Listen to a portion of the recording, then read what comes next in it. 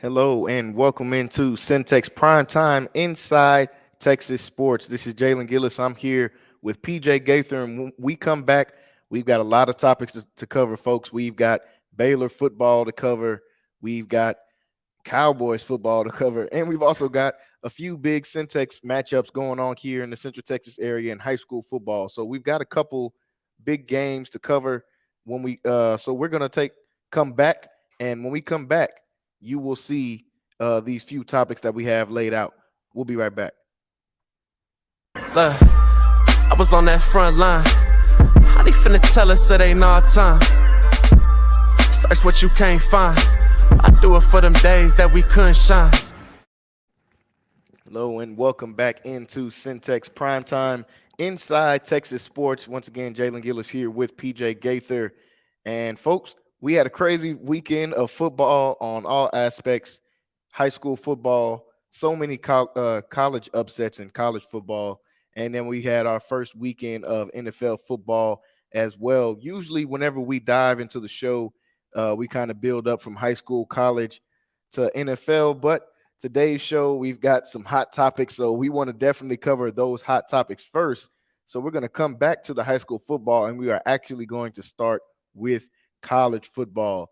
Folks, we had a crazy weekend of college football this last weekend. We had upsets, major upsets like Marshall beating Notre Dame. Even here in Texas, we had upsets like Appalachian State beating the top 10 ranked Texas A&M team. Appalachian State, who almost beat North Carolina the week before, was able to come out with a victory in this one against A&M. But we know we have to start with the local team. The Baylor Bears, who were ranked number 9, have moved down to number 17 now after the double overtime loss against the BYU Cougars. So this game was really back and forth. I know everybody was watching that one. It was a late game for all those that could stay up and watch it. I think the game ended at about Like one something. Yeah, Maybe a little bit after, one. So it was a late game, but it was definitely a thriller. Came all the way down to the actual last play of the game in double overtime, where Chapin threw it out of the back of the end zone incomplete, and were not able to come out with a win in that one. So they take a loss, first loss of the season for the Baylor Bears. They drop down to number 17 in the nation, still ranked, which is a good thing. They lost to a ranked team. They've got Texas State coming up this weekend. So, PJ, let's talk about this game and some of the things. What do you think are some of the keys reasons why the Baylor Bears were not able to pull out this game against BYU? Um, One of the first things, the offensive coordinator for Baylor, Jeff Grimes. Jeff Grimes, that was probably the worst. That was probably Respectfully, the worst. Yeah, respectfully, the worst call game he's had so far since he's been at Baylor. I think. Baylor. Like honestly, out of a lot of teams, like I really don't understand. Overtime, we ran the ball like 9 times. Then you try to pass the ball, and we get a penalty, back up, and then the last play happened of the game. But you can't really expect for them to be just going smooth whenever we really haven't even passed the ball. Yeah, the situation you're talking about, I think it was 4th and 6. Yeah, fourth and six, they ended up getting a penalty call that moved them back 5 yards to 4th and 11. And with how the offense was going, that was 4th and 11 was pretty much impossible to get at that point. But you keep going. Also, man, respectfully again, the running backs, man, like the running back room. I'm watching them, running back and room. It just seems like it's like definitely like Quaylon Jones. It seemed like he was trying to brace for the tackles. Yeah. And where how we came up playing football, that means that you're scared to get hit. I'm not trying to say that he's scared to get hit, but like that's what we call it whenever we see a running back like brace for like kind of brace for it. And he's a big dude. You're a big dude, so like you gotta run through these guys, And we even really like how we was watching the game, and every time they would run, like end up running into their blockers, like right behind them and everything. You're supposed to be cutting. You're supposed to be cutting off the guard, cutting off the tackle. You're supposed to be cutting, trying to find gaps, but you're just running into these big, just this big mess full of tacklers. It's like you're not going to get nothing. They had 154 yards all put together. That means that they only averaged 3.1 yards a carry, and they ran 4 running backs. Nobody getting any separation or any distance, really putting anybody there. Yeah, and then the receivers, we had 137 passing yards. nobody even got to 50 yards receiving. Yeah. Like nobody was a threat, and Mm-mm. that's what really came down to That's the the biggest loss. point. Nobody was a threat to really do anything, and like you said, that really came down to Just the entire yeah, game. that really shaped the whole Like game. our coaching, our offensive coaching wasn't a threat. None of the offensive weapons were a threat. We just had no. They didn't respect us as a team or as the offense. They didn't really respect the offense too much because they just knew that they weren't going to be able to move the ball Hmm. down the field. With shaping, I was me, even you, like, we Hmm. both were really big on him starting the season because to us, honestly, Bohannon really wasn't. He really, when it came to passing, he wasn't too Yeah. much of a threat, and you need a quarterback to be able to pass instead of Hmm. always just running too. That's good too if you can run, Yeah. but you want to be able to pass because I mean you're a quarterback. Yeah. So we were kind of big on shaping just Hmm. off of the times that we seen him play last season, close to the end of the season, and how he did. He did really good. Coming into this BYU game though, I don't know, man. It was kind of like I don't know if the moment was too big for these guys. I know they're a young team.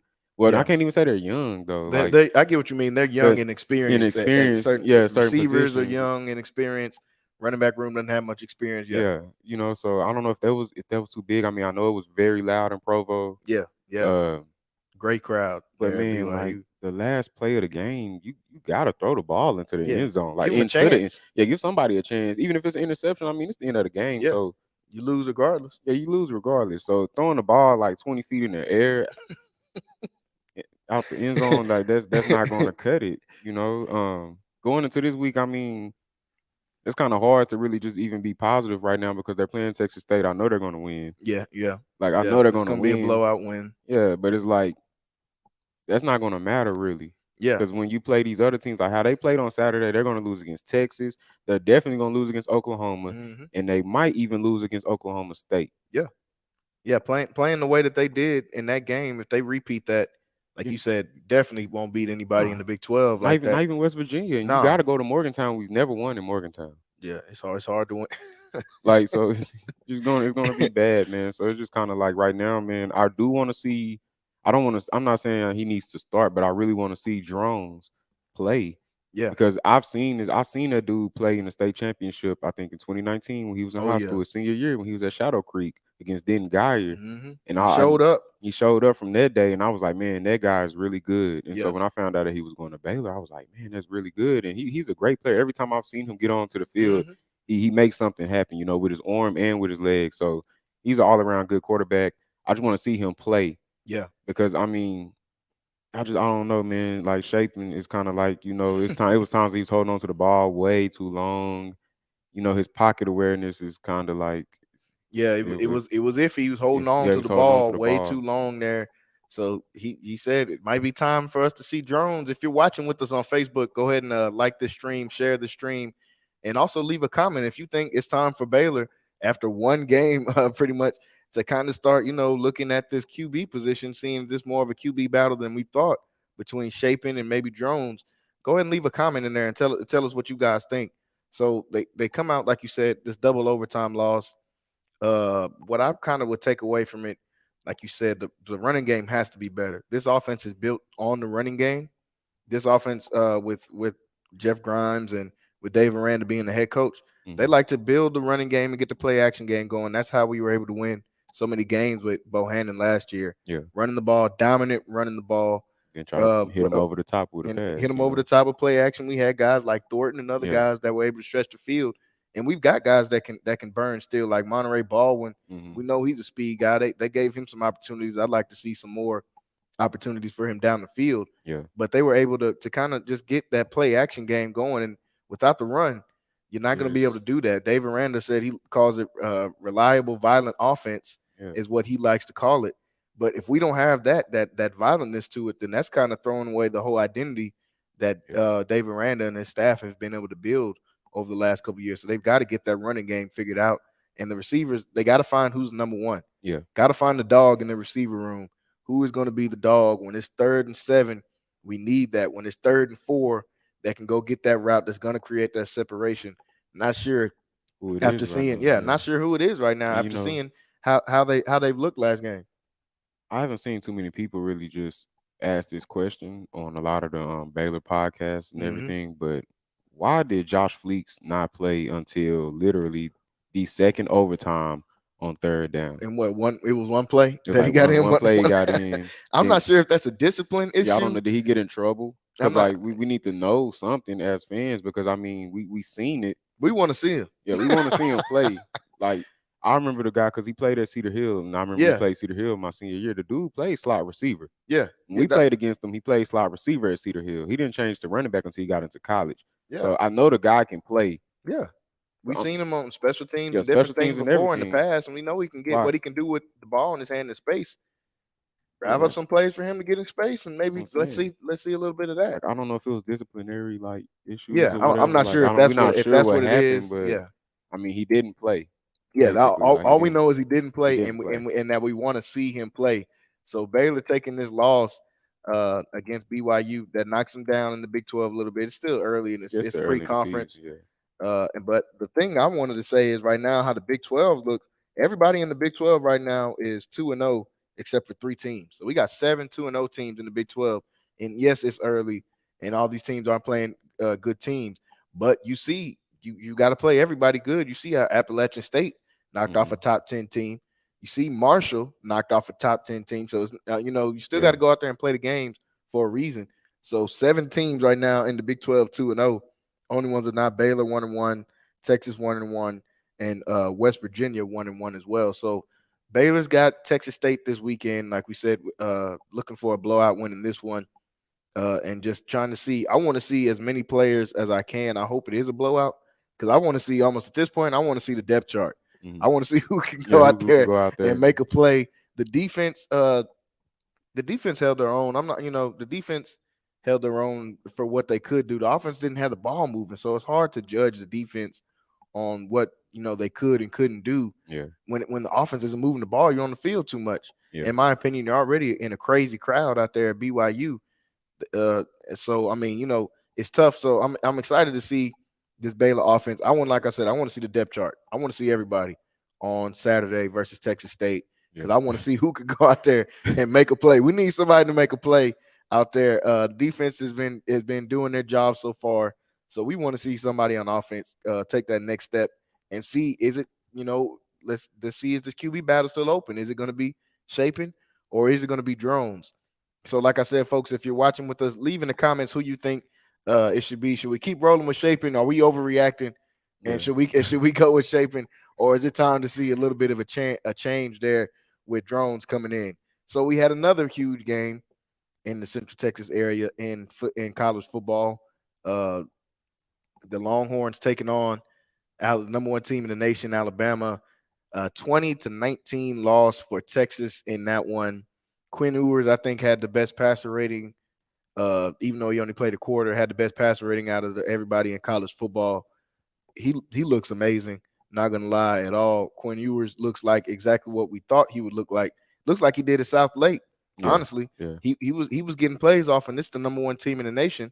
He was getting plays off how he wanted to get plays off Easily. He could have had should have had 2 touchdowns. He hit Worthy twice. Worthy dropped the first one in the end zone, and the second one, he was stopped on like the 5-yard line or something like that. So I mean, Ewers was balling. It was kind of a dirty play. I don't think there's any reason for him to fall down on Ewers like that on the shoulder. I didn't really want to go in too much into it at first, but I mean, yes, it kind of like he didn't have to put his weight on him, man. You know what you were doing. Yeah, you a big old dude. You falling down on the quarterback, man. You know how you're not supposed to put your weight on that. Weight on a guy like that, So he does that, and go ahead. And then it takes him out the game. I think that was like as far as like Texas Longhorn fans, that was like the worst thing possible that could have happened. I mean, because it gave flashbacks from 2009 in the BCS whenever first Colt quarter McCoy got hurt. Same thing. Like the game would have been so different. Both games. It would have been You're different both games. if the starting quarterback was still in the game. And really, man, the referees. So we were getting to that part. So Ewers goes out in the first quarter. Texas stays with them. They have the lead all the way until the fourth quarter. Bryce Young, amazing final drive. Bryce Young actually showed me some things as well. Alabama's receiving room, I don't think is going to be that great this year. They can prove me wrong. They've always got some guys. I like Gibbs. I like Gibbs a lot Mhm. out of the backfield and playing slot a little bit. But their receiver room doesn't look that great. But Bryce Young looked great. He looks really He good. made the perfect plays down the stretch on that third down when he got that long run up the sideline. That was a huge play. The game winning touchdown when he's sprinting to his left, running away from guys, Mhm. flips his hips completely, gets in the stance and able to throw a dart inside for the touchdown. That was a huge play as well. So Bama comes up final on pretty much the last plays of the game, 2019 win in that one. Like we said, a few different takes you could take on this one. How would Ewers would Yeah. they have won if Quinn Ewers would have stayed in the game? And the referees for the last one, I mean, that was a really bad referee Yeah, job. they were terrible. That that was one of the Yeah. worst referee jobs. I'm not gonna lie, I've seen in a while. They called back a safety Yeah. that would have won in the game. The penalties they called a rough. They didn't call a roughing the passer when Ewers went down. I mean, A face yeah, mask. they didn't call it a face mask Like, inside. These are plays happening inside the red zone that are really affecting the outcome of the game. They only lost by a point, so you got to go yeah. back and review all of those things. So, PJ, what are kind of how do we sort out all that craziness that happens in this game, and what do we take away from Texas in this one, even though it was a loss? Honestly, man, me being kind of like a Texas fan, also, Mm-hmm.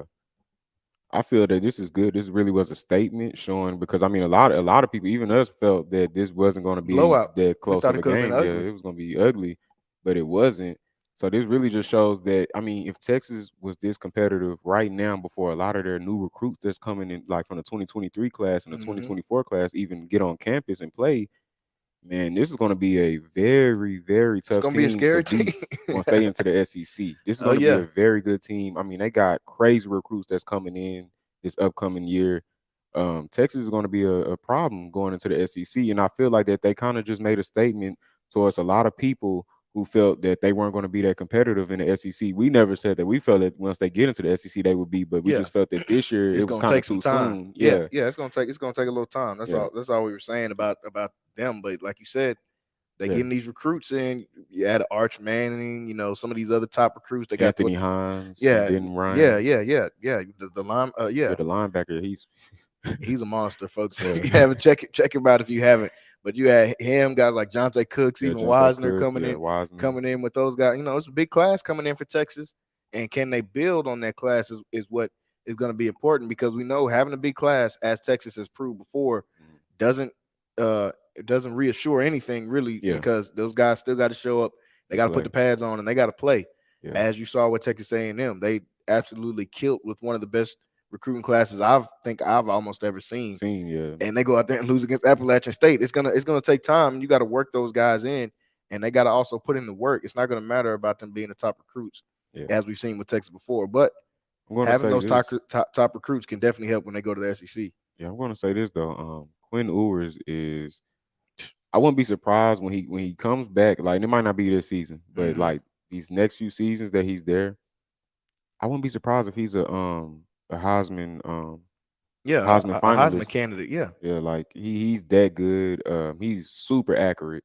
yeah. I Like the think more guy. like number one pick, Yeah, honestly. honestly, like he's ridiculous when it comes to just everything when it comes to just playing quarterback. The guy is He just was poised. He showed a yeah, lot of that. I mean, the crowd was going crazy. I mean, it was 105,000 people. I think they said yeah, broke the record for Texas attendance. I mean, even on the TV, it was it was crazy. crazy. You could just hear the energy coming out of the stadium just from watching it at home. Yeah, So, I mean, when you get a guy like that in that environment, I think that can be dangerous, and I think college football can get shaken up a little bit I if Quinn Ewers can come back and be healthy. I want to shout out Hudson Card too, man, Oh because yeah, he yeah. came into the game and he did his thing. Hmm. Even though he was second, the backup, he Yeah. came into the game and he did really good. And still put him in a position to win the game. So Hudson Card, I want to shout him out too. Yeah, he definitely still put the Longhorns in a position to win, and that's all you can really ask for from your backup quarterback. Just get us there and get us a chance to be able to win. So Bama, like we said, comes out 20-19 win.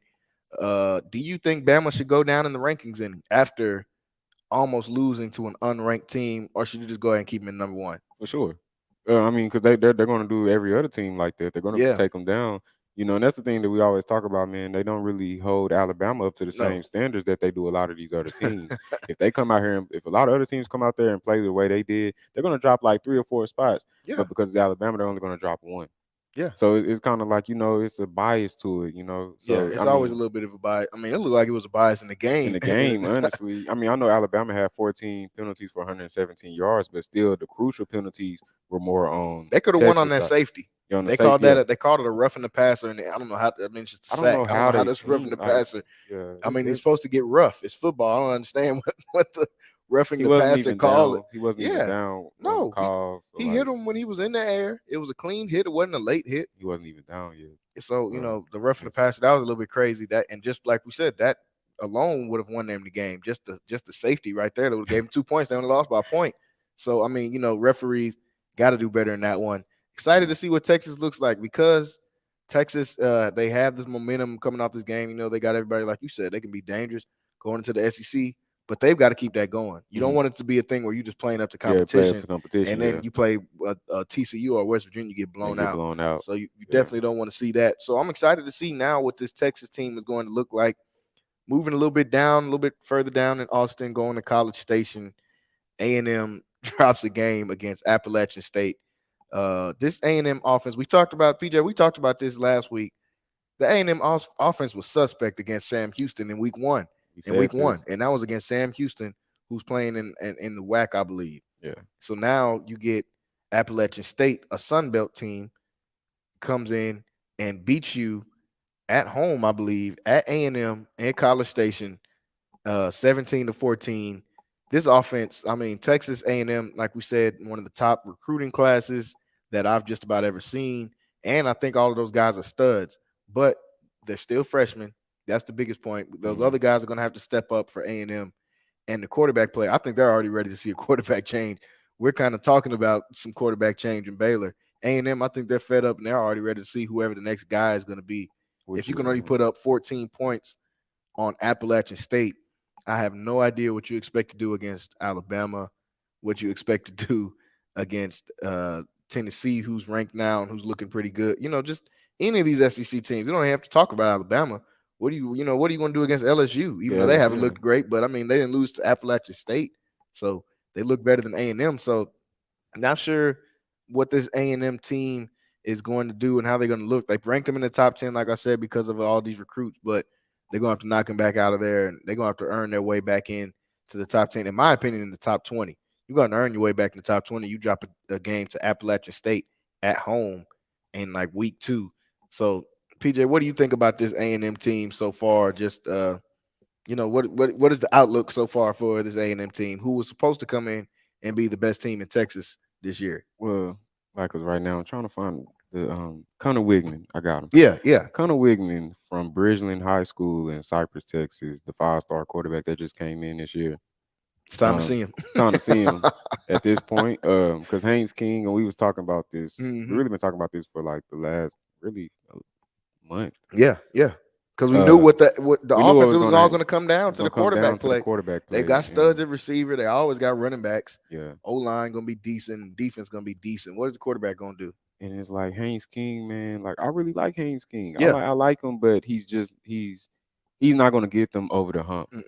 Mm-mm. So I mean, you might as well just go ahead and play Connor Wigman. I mean, he's young, but he Get him needs that the experience experience. now. Yeah. Yeah, give him to him now. And man, we really weren't one of those people that were like really just big on Texas A&M coming into the season because we knew that it would be hard for them to have to put it all together just Yeah. because the players are so young. Yeah, it's going to take some work. It's gonna take some work, and Saw Evan Stewart he's a monster. The top yeah, recruit receiver coming out, but you saw he had a fumble in that had a game. fumble in the That was a game. big fumble that ended up Yeah. changing the outcome a little bit of how stuff goes. So So yeah, it's like, man, just putting that much pressure on this Texas A&M team. Like, I really didn't like them being like, what were they, like, ranked number 6? yeah, they were number 6. Coming into the season, and it's like they went 8-4 last year. Yeah.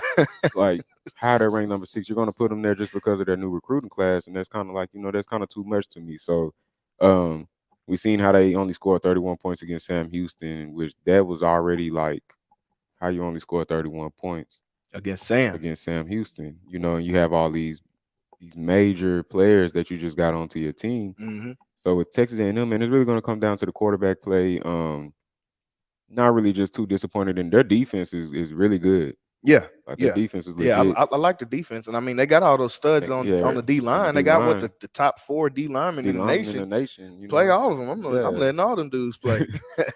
So yeah, they're pretty good on defense. Their receivers, I haven't given up on them. Their receivers are still very Yeah, I good. like their receivers. It's I the like their quarterback play, receivers. yeah, because the receivers get separation. Yeah, It's the quarterback play. You got to be able to put the ball on them, man, whenever they're wide open like that. So, yeah, man, really just come down to quarterback. I would really like to see Connor Wigman get in there. He was one of the better QBs in his class coming out in class of 2022. I would like to see him play. yeah, So it's kind of similar to Baylor right now, man. Just trying to see, man, is the quarterback position really like locked on yet? I'm not confident in either one of those teams that their quarterback play is either just one. is just already won. So I would really like to see both of those teams play their backup quarterbacks this week and just really give it a consideration as to who should start or who if they're going to have to cut play both of them just to Yeah, see kind of like how Michigan's doing right now. yeah. Might Because as well. What do you have to you have lose? nothing to If lose you're at this scoring point. 14 on Appalachian State, you have Yeah, you nothing to have lose. you have nothing to lose at this point. You might as well try to go for whatever you can think of to try to boost the offense and to just boost the morale of the team. Because Yeah, what is everybody thinking? Like, man, how we only score 14 against your coaches out here calling out Nick Saban and the Nick best team Saban, in yeah, the nation? and it's Appalachian State. I mean, Yeah. Appalachian State is very good. I feel like Appalachian State is going to be very, very good this year. Appalachian Hmm. State is known to Oh yeah, to upset upset over the teams. years. Yeah. They've In had some big upsets. 2007 when they upset Michigan the Michigan, first yeah. game of the season, so they're known to upset teams, and they're really good. I Hmm. really like Yeah, I like Appalachian State Appalachian State, especially in the Sun in the Belt. Sun Belt. I, I probably picked them to win the Sun Belt yeah, I after would these like to see first what two they're going to weeks. do against the rest of the Sun Belt, but definitely you have to have them. I mean, you beat A&M, no one else is going to come close to beating a top 10 team if they even play a top 10 team Yeah, that's in the Sun Belt. So definitely excited to see what Appalachian State is going to do. But as for A&M, I think, like you said, it's about time for that quarterback change. So excited to see what the Aggies are going to do for the rest of this football season. Like I said, your head coach is calling out Nick Saban and saying all this stuff about him in the summertime. yeah. Now it's time to play football. You're losing to Appalachian State. In other words, like we always say, if you're gonna call out Nick Saban, man, you got to stand on business. Whenever You have you got to. to stand on You business have when you to. call him out like this. So Because he's coming. yeah, he's coming. Especially after almost losing to Texas. I Yeah, guarantee you he don't want to lose to no more teams in Texas or getting close to losing to any nah, other Texas and they teams. lost against Texas A&M last Yeah, year. they lost to A&M So last year. You come out in the summer and say all this crazy stuff. They yeah, might try to put up a 50 ball on you. So you yeah, might want to, get ready for that. Let's see how maybe if you're gonna play the freshman quarterback, let's get him in now. Put him in now and let's go ahead and try to get him in the fire a little bit because when it's time to play Alabama, it's gonna be a whole different type of thing. So that was another one of the big games we saw. So also had Houston versus Texas Tech. That was a double overtime I law. had loved that game. That was a great That was a great game. And game, Tech man. once again showing they had Houston ranked. Yeah, Everybody had Tech wrote off. Tech is showing they're still here in the Big 12, and you can't just write those guys off uh just yet. Tech, I like the Big 12 right oh now. yeah, I like how the Big 12 is looking right now. The state of the Big 12. yeah, A lot of the teams are looking good. Like we said, West Virginia is 0-2, hmm and even they look decent they look decent. against Yeah, Pittsburgh. We seen Kansas start off 2-0. I'm not sure when the last time Kansas has started off 2-0, but still Oklahoma State. You got Oklahoma still in there. You still have hmm Baylor, and then Tech is playing decent as well. You even put a the future Big 12 teams are looking pretty good. Like yeah, BYU, U of BYU. H. U of H lost against Texas Tech, but this Texas Tech Yeah. team is I mean pretty good, man. that's a toss up game. It's not That's a like toss up, that's some yeah, type of upset or something like that. That's a toss up game, and yeah, U of H is gonna have to get used to that when they come into the Big 12. It's not the same when you're playing in the American Conference. So that was a good one. Tech came out with a 33-30 win in overtime. So uh, folks, that was kind of the state of Texas football as far as it goes for college football. We got to talk about Baylor, Texas, and A&M. So switching back over to now the high school side of things here in Texas football, folks want to make sure that you guys are liking the stream, share the stream if you're watching. Also leave comments. Let us know if you disagree or agree with anything that we saying or have said so far in this one. Make sure you guys check out our YouTube channel. That's Centex Sports TV. Instagram as well, Centex Sports TV. Twitter at Centex Sports. Go on all our social medias. Check out. We've got a lot of different highlights that from all over these past games that we've done, and just different information coming to you guys. So make sure you guys follow us on there. Also subscribe to CentexSportsNetwork.com. So PJ, switching over to high school football now. We got to go to last week to the games that we covered here on Centex Sports Network. The featured game was Conley versus Cameron Yo. Mhm. Great game in that one. We got to see Conley really take off in that one. Got up to a 39-20 lead going into the half, and then coming out of the half, Cameron Yo showing why they're one of the best offenses in the state of Texas as far as any division. They came into Yeah. that game averaging 66 points a game. So they came out and scored 20 straight on Conley to go up 40-39 actually in that one. And Conley had to come back and take a late lead, go ahead touchdown by Kiefer Sibley. That's up on our Instagram and Twitter, Centex Sports TV. Go check that out. But got a go ahead touchdown for Kiefer Sibley for Conley to be able to come out with a 45-40 win in that one. So this Conley team now, two games in a row where they've shown they've had to prove and kind of come back late in the game, put together some last minute drives, and they were able to do it. Yeah. That's the biggest thing. They were able to do it. Jelani McDonald, the quarterback who's been dominating all season, was dominant in the first half as well. Second half he got a lower leg injury actually I think he ended up with a quad injury first. Yeah. He tried to come back in the game, play a little bit. Offense still wasn't moving. He ended up going out right before the final drive of the game. Actually, ended up hurting his lower leg that time. So, hope he's okay. I think everything is all good for this week coming up. So he goes out of the game. Backup quarterback has to come in. Shepard comes in the game, and shout out to Shepard. He had a big completion Yeah. in that one. I believe on a third down. I think it was had a big completion when they really needed it. So he came in and stepped up and played great. Backup quarterback's not always the easy job because sometimes you can just get thrown in the fire. Yeah. And he had to play for the last drive of the game right away. So kind of got thrown in the fire there, but he played good. Kiefer Sibley, he did what he's been doing all season long. Really put the team on his back in that last game when to give Conley that lead over Cameron Yo, that 45-40 lead. Uh, he had let me go to the stats on there. Ran for 226 yards on 21 carries, 4 touchdowns, average 10 yards a carry. I mean, what more can those stats, folks? What more can we say about this kid, Kiefer Sibley? I mean, a great complete running back. Glad to see that he's starting to get some of those offers and some of those looks now from some of these other teams, from some of these college teams, because he's definitely deserving of it after putting up another monster game. Like we said, 226 yards and 4 TDs in that one. And they needed all of them, folks, especially that very last one. I mean, he really, if you go on to the YouTube channel or onto the website, you can go back and see the replay of that game. And if you go and look into that fourth quarter, they really just gave him the ball in that last drive. Like you said, McDonald was out. McDonald also had a great game before he went out in that one. He had 157 yards on 8 carries. So that shows you how his night was going already in that one. And he had a 94-yard run in that one as well. So it shows you what type of night he was having. But he goes out, your backup quarterback has to go in. You end up getting down after leading the entire game. They get down with, I believe, about 2 minutes left or a little bit over a minute left to go in that one. And Sibley puts the team on his back, was able to score, gives his team a 45-40 win. PJ, talk about a little bit about what you saw from that Conley team in that Cameron Yo win. It was just like I was saying at the end of the game. This is a game that they would have lost last season, just off of being inexperienced and really just not having everything put together yet. But now, I mean, you see them winning these type of games, and these are the type of games, like I said, with the La Vega game, to take you over the hump.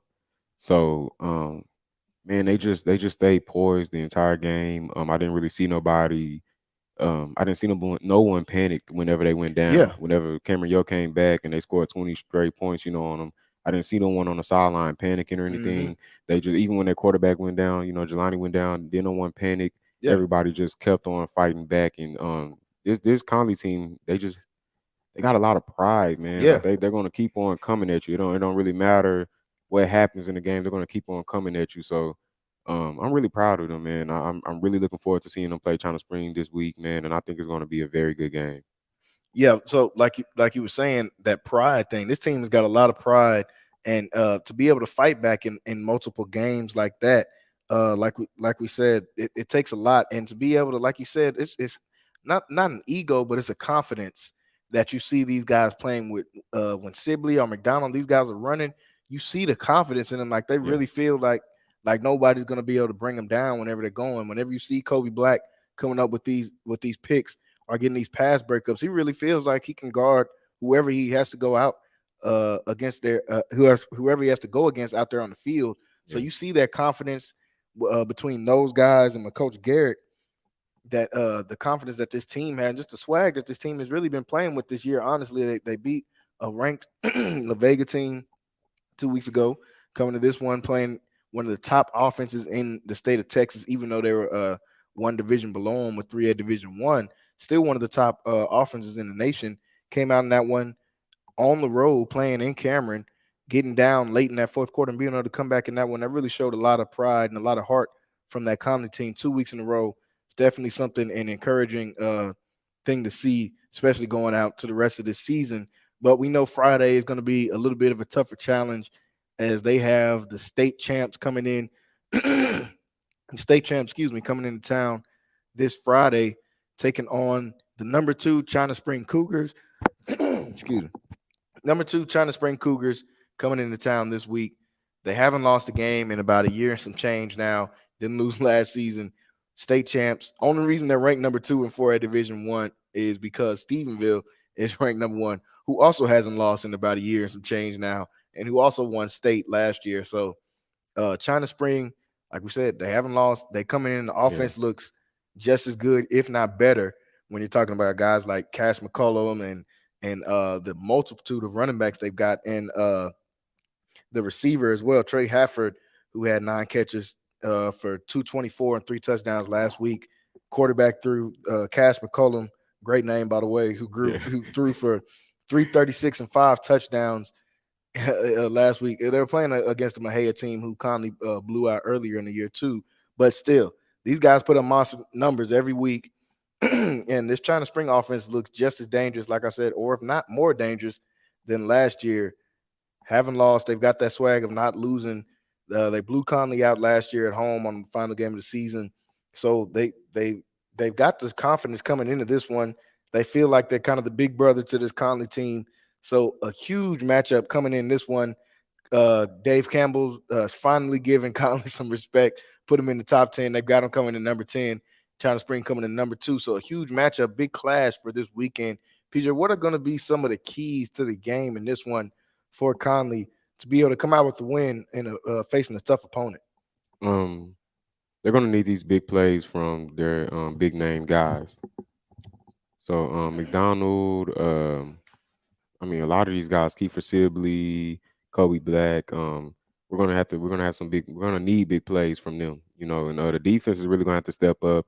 The DBs are gonna have to step up this week. You know, they gave up a few plays last week that they really shouldn't have gave up. You know, Yeah, so yeah, I'm looking forward to really just seeing the defense really lock in, get pressure on the quarterback. You know, make him have to scramble out a little bit, and whenever he scramble out, we still need all 11 going towards the ball. You know, so DBs, man, just lock down. Just really lock down, man. Don't get caught looking in the backfield. You know, yeah. That's important. that's Do not get important. caught looking in the backfield Yeah, because this offense can be dangerous. Like we just named all these guys for China Spring. Their defense is going to be great too, but their offense has been dangerous all year this year so far. So it's going to require a lot from the defense. But I think Conley has the guys to be able yeah, to do it. I think they've got to be able to create that pressure. I yeah. think that's going to be big for them. Got to be able to create that pressure. Guys like Caden Turner Hmm. and Isaac Perez, who had a sack last week. Uh, those guys, they're going to need big games from those guys. One, stopping the run. They're going to need big game from those guys. And also, like we said, creating that pressure. I'm excited to see McDonald, who's actually been recruited as a defensive player. Excited to see what can he do if he comes in on defense. He's been able to come in and get some plays here and there. He had a huge sack when he got in against when he got in the game against La Vega a couple of weeks ago on the defensive end. Can we see him come in and make a big impact like that again on the defensive end? And then, like you said, guys, like I'm excited to see the matchup between Hafford and Kobe Black. Kobe Black, yeah, Now, that's going to be a big matchup that I'm excited to see between those two guys. Hafford, who's been having a tremendous season at the receiver position all year. Black, who's coming in as the number 1 player in the state of Texas by 247 Sports. They ranked him as number 1 player in the state of Texas for his class in 24. I believe the number 3 or 4 corner two in the nation. Hmm. Yeah. And the guys that got in front of him go to IMG Academy. So I mean, Yeah. I'm going to take him for number one corner because you know how I feel about the guys at IMG Hmm. and how they don't really pan out as much. But so you see, I'm excited to see those guys really have those big matchups in there. Also, some of the linebackers around the ball as well. It's going to be big games for them too. Guys like Weaver and Jalen Petty, who I think Petty had a 10 tackle game last week. Those are two Yeah. guys who don't get a lot of press right a lot when it comes to this Conley team, but they mean a lot to this Conley defense. Malachi knows as well. Those guys, all those guys that play in that front seven, it's going to take a lot from those guys to be able to create pressure on the quarterback and to be able to stop this running game. I think they've had multiple different running backs go over 100 yards this year, so they've got guys everywhere. They're undefeated. They've been undefeated this long for a reason. Number 2 team in the state for a reason. So, folks, you definitely want to tune in for that. That is this Friday, 7:30. It's going to be at Mac People Stadium in Lacey Lakeview. So make sure you guys are tuning in to CentexSportsNetwork.com. Over the last couple of weeks, we've been showing the first quarter on Facebook and then bringing it down from Facebook and showing it exclusively on CentexSportsNetwork.com. So make sure you guys are going on there and getting subscribed so you'll be able to catch that one. Huge matchup, like we said, this weekend. Number 2 China Spring coming in, taking on number 10 Conley Cadets. Me and PJ will be calling that game. So we're super excited about that one and excited to see how the outcome could go in this one. I've got Conley in that one. I'm not going to jump off the train. We've been on this train all year so Yeah. far with this Conley team. Had some people thinking we were tripping when we picked Conley over La Vega a Yeah. couple of weeks ago. Had some people thought we were tripping then too. We're still going to stick on this train Yeah. and see if Conley can keep this going. And if Conley can come up, I mean, I think this Conley team can go deep in playoffs anyway this year. But if Conley can beat this China Spring team, it's going to be tough to tell me that this Conley team is not going to be going to state this year, even with all the great teams in 4A Division II. There's so many Yeah. that they're going to have to go through just to even get out of, I think, the regional. You got to play teams like Pleasant Grove, Pleasant Grove, Glen Rose. Glen Rose. Yeah. Those are all super tough teams. They've played Gilmer a Hmm. couple years ago, I think, when they had undefeated season. So I think this Conley team still has a great chance to be able to move forward and, like I said, make some big noise in the playoffs this year. So that is the game that will be featured this weekend on Centex Sports Network. So guys, get ready for that. Also, a good game in the Central Texas area. Got La Vega versus Lorena. Lorena state champs from a year ago as well in 3A Division One. So much talent in the Waco area, folks. We're going to touch on that a little bit later. But Lorena, like we said, I think they're coming into this one. They're ranked number 3. They're ranked number 3 in division in 3A Division 1. This La Vega team just coming out of the rankings actually after losing to Midlothian Heritage last week and Conley the week before that. But they were a ranked team before dropping out of the top 10. So a huge matchup between these two right here. La Vega, like we said, 4A Division 1 and Lorena 3A Division 1. So there's a gap there, but this could be shaking out to be a good game. Excited to see how that one is going to go. I'm going to pick La Vega to win in that one as well. PJ, what are some of the other games around the state of Texas that we're looking to see this coming up week as far as Texas high school football goes? Well, we got the Franklin Lions versus Jasper, so Yes, that's gonna be yes, a really good yes. game. We also got Arlington Martin versus Temple. We Oh yeah, got that's a huge one, folks. yeah, that's Arlington the big Martin one. has shown a lot this year. Hmm. For those that have been keeping up with the football at the 6A level, they've been playing great this year. I really Yeah, have been impressed with this Arlington Martin team, taking on a really good Temple team. So that's going to be a good one too, folks. So make sure you guys are keeping up with the scores for that one too. That's going to be a really good game. and then we also got Salina versus Anna. I know a lot of people Yeah. might not know who Anna is, but Anna is very good. Yes. They're 3-0 right now, just like Salina. So Hmm. that's going to be a very good game. Corpus Christi, Cal Allen versus Cuero. Yes. That's Yes. going to That's be a that's tough gonna that's gonna game. be a big one. Yeah. Then Guy versus Prosper. Yes, So Dengai versus Prosper. I think Prosper is. Are they yeah, three? they're Are they? 3-0. Yeah, 3-0. They're 3 Yeah, and I'm, 0 I'm right pretty now. sure Prosper is 3-0 coming Yeah. in against a Dengai team who's been playing great all year. So another big game.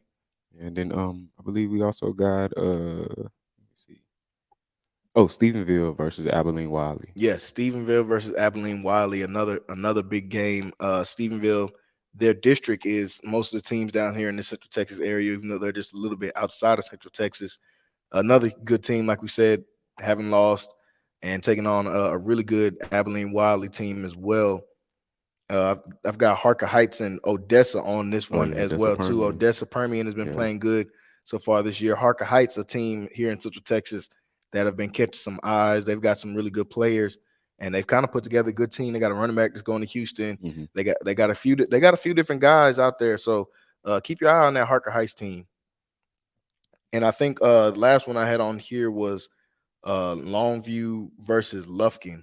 That is going to be a huge East Texas That's matchup. always a good game. Everybody knows that's going to be a crazy game. All our fans of East Texas football, Yeah. that is going to be a huge game right there. Longview, I think, is the best team in 5A. Well, I Oh, yeah. can't say I think they're ranked number Yeah, one they're ranked number one, yeah. in the 5A division, but this Longview team looks great so far this season, folks. If you haven't got a chance to check them out, please do that. The receiver, I forget my guy's Jalen name, Hill. a monster. Yeah, Please go and watch his highlights, folks. If you have not, he is a monster. And Longview looks like a really complete team. Like I think this Longview team could compete in 6A if they moved up. Like I think this team is. honestly, they're It looks good. they look like that. And speaking of teams that are dominant, before we stop touching on the high school football, I want to talk a little bit about North Shore. This North Shore team has looked great all year long. They took on was that Spring Westfield Yeah, Spring Westfield last week. last Yeah. week and demolished them. This North Shore team, I don't want to go out too early, but I might have them as my pick to win it all this year as far as the biggest one in Texas, which is 6A. I think this North Shore team has got a chance to win it all.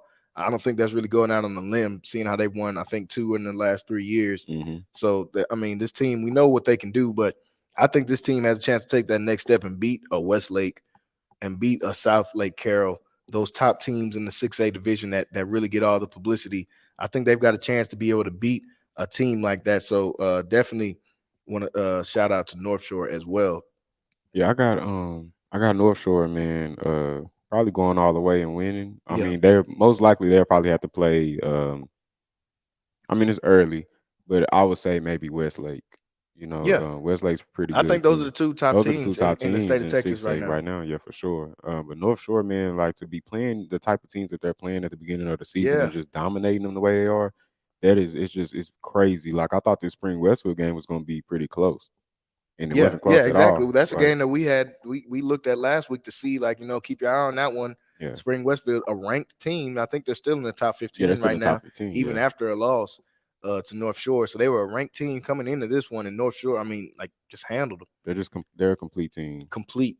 Complete When team, you man. get to see what it's like when you start a freshman at QB in Yeah, Win State, when you get to build on that for the rest of his 3 years, I mean, it's going to be hard for anybody to beat this North Shore team. yeah. And they're going to have some great Got some, competition, of course, with, like we yeah, said, some awesome Westlake. Westlake. I Yeah, mean, even in Houston, you still got Katy. I mean, you hmm never can count Katy never out. count them out. So Tompkins. yeah, Katy Um, Tompkins as well too. So I mean, there's a lot of teams, especially just in that Houston area. But yeah. so far, It's, it's like we say this, yeah, but then North Shore proves us wrong. You know every what I every mean? week, Like every every week week, they've been. I'm not saying that we picked them to lose, but every week we thought it the was going to game's be at gonna be least going to be a close. close Yeah, game. It's been it's blowouts been across the blowouts. board so far this whole season. So Galenda Park, North Shore definitely looks like they're going to be one of those teams this year. So folks, before we wrap up tonight, definitely want to thank everybody that watched with us so far. Before we wrap up tonight, though, we have to touch on just a tiny bit of some NFL football, and this is Centex Primetime Inside Texas Football. So we're going to talk about the two teams here in the Texas area. We got the Texans and the Cowboys. Everybody knows that. We'll start with the Texans. My team, I'm a Texas fan, PJ a Cowboys fan. We'll start with the Texans. A little bit less stressful. No one's really watching us like that right now. Y'all look good though. We look Y'all great. look good. We look good. Yeah. And a lot of Stingley is people. shut down. Stingley is nice. Shut down. I want to see better from Ep.3 Yeah. and Damian Pierce next week. They played good last week, but I just want to. I like to see them growing. Ep.3 still just a ball hawk, folks. Yeah. Definitely, if all the Baylor fans should be tuned in to watch some Texans games just to watch him. He's a ball hawk. He's definitely seeing he's gonna have to get bigger. In that fourth quarter, Jonathan Taylor was coming downhill, and he had to realize this is not college. Jonathan Taylor was dragging him for extra yardage just about every play. But the Texans, they look good. Came out with the tie. I think a tie is probably the worst thing in sports. Yes, it is. I think I can't think of anything right now worse than a tie in sports. Right, I hate ties. I don't know why it's in the NFL at all. It doesn't make any sense to me. There's no ties on in any other football, any other level of football, Yeah, not in little league, high school, college, shouldn't be no but they have a ties, tie in man. NFL. It doesn't make sense. So they came out with the tie there. But what most of the folks want to talk about, I know what everybody wants to talk about, is this Cowboys game. Dallas Cowboys came up short, to say the least, in their opener against Tampa Bay. Tom Brady and the Bucks, 19-3 loss in that one. Dak Prescott gets hurt in the fourth quarter, hurts his thumb. He looked terrible before then, folks. I'm not gonna lie. Dak looked terrible before he hurt his thumb. So for everybody that's, oh well, Dak hurt his thumb, the offense was extremely shaky before that. Before he hurt his thumb. So PJ, as the resident Cowboy fan here, on the Centex Sports Network here, we have to ask you, what's going on with the Cowboys, man? What's going on with the Cowboys? Oh, we're terrible. We're terrible right now. We was talking about this the night before when we was watching the Baylor game. You Yeah, remember, you was like, man, y'all talking about the defense. I was like, I'm actually not worried about the defense at yeah, all. How are we going to score? yep. We didn't score. We only scored 3 points. Man, Dak Prescott went 14 for 29, 134 passing yards. That is terrible. His QBR was 47.2. This We before the thumb, y'all. just This before before the the this thumb. before the thumb injury. Then Conor McGovern went down, and that was just bad That too. was just the That was just like, yeah, like, that really, it really hurt. the Honestly, straw that broke the camel's back. That was just the last little yeah, piece because the offensive line, like you said, was already shaky, already losing shaky. Smith. Dude, yeah, Tyron Smith, and then it's like you got to prepare for stuff like this. I think Tyron Smith been hurt 7 years in a row now, and we really ain't really just do too much, about it. I mean, we gave up our best receiver, and we gave up Wilson during the offseason. We didn't replace him, and then we got our owner. He's a liar. He went out. He basically lied, saying that, oh, we're going to be good with the receivers that we got, but we pretty much have no name receivers. Our best receiver, our second best receiver, is Noah Brown. Like, like, what are we gonna do with that? And then we got CD Lamb. You get targeted 11 times, but you only catch the ball 3 times. You only get three That's catches and you get unacceptable. targeted 11 times, but you're the number one receiver and you're wearing number 88. That's why we got to stop giving out 88. Just giving it out to guys like that. It's a certain aura that you gotta walk with whenever you're wearing You number gotta have that. 88, You gotta man. You have that gotta swag. gotta have that swag. You say whatever you want about Dez, but Dez definitely He has had that. that swag And from day one. I'm not a Cowboys fan at all. But people really, I seem to forget how good Dez was. Not saying that that he's getting talked about now, but when you pass out that number 88, if I mean you got Michael Irvin and Dez for the 88s, and Drew Pearson Yeah, Drew have Pearson. been 88, Yeah. and they just gave it to CD so willingly. So And when they willingly, did and it, it and just I'm like I said, not a Cowboy fan. When they did it, I was just I wondering, was like, upset that we did I that. don't think CD is that guy, folks. Let's just go No. ahead and say get that He's a established now. great It's week one. secondary receiver, but as far as him being the number one receiver, I didn't feel like it was time. Can't have And drops. yeah, you can't have Can't have drops, drops. man. And then we gave up Amari Cooper for like 6 round picks or Six something, like round pick. fifth or 6 round picks, Yep. and we didn't replace him. And then, like, you got to replace somebody like that. You can't sit here and lie to the fans. Lael Collins And leaves. They yeah, didn't Lel replace Collins, we him. didn't replace him. Like, and then I feel bad for Michael Parsons because to me, we don't deserve him.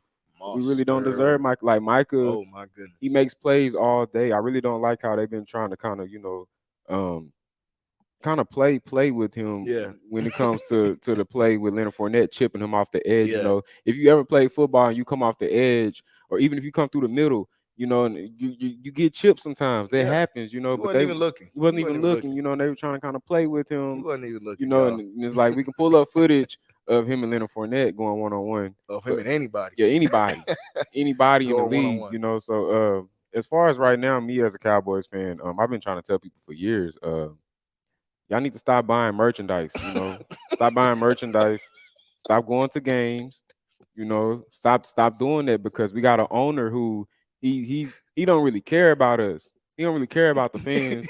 He don't, we've been asking, the last time we had a great safety was Roy Williams. Yeah. I was like 5 years old last time Roy was playing. Like that's the last time we had a great safety. He don't really care about us. We got all these guys in the free agency. The last time Jerry Jones went and got somebody big in free agency was T.O. Facts. So I had to think about it and was trying to it go was through. T.O. Facts. That's You know, like oh seven. that's '07. Like he don't really care about us, so because he gets his money, he gonna get his. So he don't really care about what we want and what we really want the team, the organization to actually win. You know, he only cares about how the organization looks because you know the team is worth $8 billion. Yep. You know, so he don't really care. He don't really care about what the fans want, man. So like, I ain't gonna lie, I'm not watching no more games really right now. Our quarterback gonna be out. Jerry Jones just came out and said today, I think he's gonna be out for like 4 weeks, but initially he said 6 weeks, 6 to 8 weeks. 6 to 8 weeks. And that's the other thing I have to say, just to interject right there. Jerry Jones has got to stop giving out. Who's running the Cowboys? Like for real, who's running the PR? He the only owner that does this. We've never even heard no owner has talked in the NFL in probably about 2 or 3 years. We hear Jerry talk. He talks every week, every day. When they see him leaving the press box and start going down to find the press, they need to stop him. Y'all need to get security or something. Somebody. This dude is giving out medical diagnosis to the public. You're not a doctor. You ain't go to school to be a doctor. Why are you talking about how long this dude gonna be giving out offensive play calls? He said what the team is trying to do with the offense. He's telling us about how he wants to try different stuff with scheme. What are you talking about? You're the owner, man. You the owner. You giving out. You trying to tell us about the schemes. This dude really sat up and came back and gave a diagnosis of Dak's injury and his surgery today. It's like, come on, man. Who told Jerry Jones?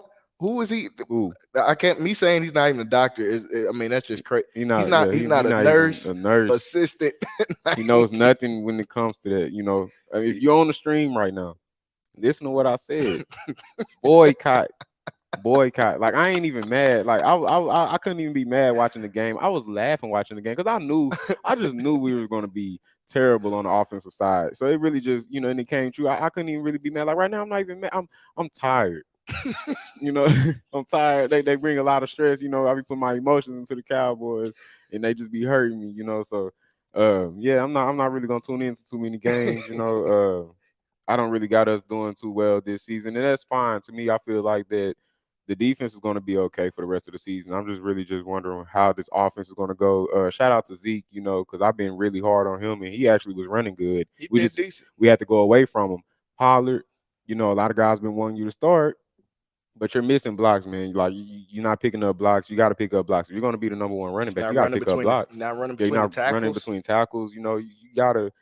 It's a lot of things that come with being the number one running back. You know, if you're going to be the number one running back, like a lot of fans been saying that he should be, and this really just proved why we need to keep Zeke. You know, because Zeke is going to pick up these blocks. Zeke runs through the tackles better. You know, so having a 1-2 punch is always better than just having just one. That's all y'all got right now. That's all we got right now. Honestly, is that 1-2 punch? It's the 1-2 punch right now. I don't even see how they're going to get the ball to CD at this point. And also Kellen Moore. I mean. You got to come up with better plays, man. He's terrible. I remember everybody was it was like last year when the Cowboys was winning the first few weeks. They were ready McVay, they calling him a boy wonder. They saying he could be. They were saying like Sean McVay. He could be like all these other Andy Reid type of. Y'all can kill all that. Kellen they were saying that he was going to be a head coach for. Should he be the head coach for the Cowboys or for other teams? And like he's not. Nah. Kill all that. Kellen Moore. He's going to be lucky to be a quarterback's coach next year. Yeah. Like for real. Like offensive coordinator. That's a done deal for him. That's a wrap. That's some very. When I seen them running multiple trick plays on the first drive, play on the first, like you trying to fake out somebody or trying to get a gimmick play in the first. It's the first drive. Are you already down to your gimmick play? You don't got nothing left. Let's try a triple reverse on the best front seven in the league. Let's try a triple reverse to CD. What's up with all these slants? All these slants and 5-yard outs and stuff. Like we ain't trying to throw nothing down the field. So we ain't trying to throw nothing down the field. They press man to us. They did. They press man. Like they like, man, these dudes not finna throw the ball down the field. They know we're not. So they're just gonna put everybody. They moving everybody down. They don't trust CD. So they got corners pressed up. They got the safeties like 6 yards. The linebackers, they all the way up. They rushing guys. You know, they doing different stunts. They throwing fade routes. Who's that dude on the sideline that they try to number 17? I don't even know who he is. I got him off the street. They trying to throw fade routes to this guy on 3rd and 8. So I'm like, man, this is bad, y'all. This is bad. As far as weapons, everybody was like, well, we're going to have a weapon. The weapons look bad. If you throw into it was something Houston. You throw into a guy who's not even going to be on the team this week. He really not even supposed to even be playing. Like if On we if Sunday when they play the Bengals, he's already not going to be on the team. if They we got him off the practice yeah, squad. if we had guys for real at receiver, he wouldn't even be playing. No, no. He wouldn't even be playing. Like So moral of the story is Cowboys look like they're in shambles right now, but it's week one, folks. So you can hold all your optimism, or you can take the advice of PJ and just completely boycott the boycott. Cowboys. But I know most of you are going to hold out your optimism and say, especially now that Jerry came out and said 46 weeks, they're gonna, oh, well, he comes back in 4 weeks. We could beat the Redskins or the Commanders. See, them the We can beat Cowboy the fans I be talking we, about. we can beat the such and such. Yeah, And they're they gonna try to start tallying tallying these these wins wins together up and so we can thinking go to the playoffs. But it smack doesn't matter. You know, like smack. last year, we really weren't good. All the teams that we lost to were playoff teams besides the Broncos. So going into the playoffs, I already knew that we were finna lose against the 49ers because every team that we played that was above 500, we lost to. So Only playoff team y'all beat was the Patriots, it was and the that was off a Patriots. last That second was off a play. last second play, you And the know. Patriots aren't good. They yeah. If they haven't shown you that Patriots aren't good anymore, they don't have Yeah. time. You know, so no, these Cowboy fans, they only care about beating the Eagles, Giants, and the Commanders. That's all they That's care all about. Jerry care about too. That's all he He, care about. You know, he want to beat them three teams. So okay, last question before we get off, do they get a backup quarterback? They got Cooper Rush out there, and oh no, everybody's gonna say he already they, confirmed they that today. He said that they're not going to go look yeah, for no. I know what Jerry said. He Yeah. said they're not gonna look for anybody. Do you think they should entertain either they like they can go pick up some guys that are free agents like I've heard people say Blake Boy. I'm not even gonna say those guys' names. That's just ridiculous. But like a Yes. Cam Newton on the streets, do you try to go trade for a Jimmy Garoppolo? Do you try to go, which they're probably not now, of course, because they said in 4 to 6 weeks. At first they said 6 to 8. So do you feel confident going forward with Cooper Rush or because how do they go from here? I wouldn't go get Cam because I mean No, I was just he at home. thinking, He at home. He ain't doing nothing. nah.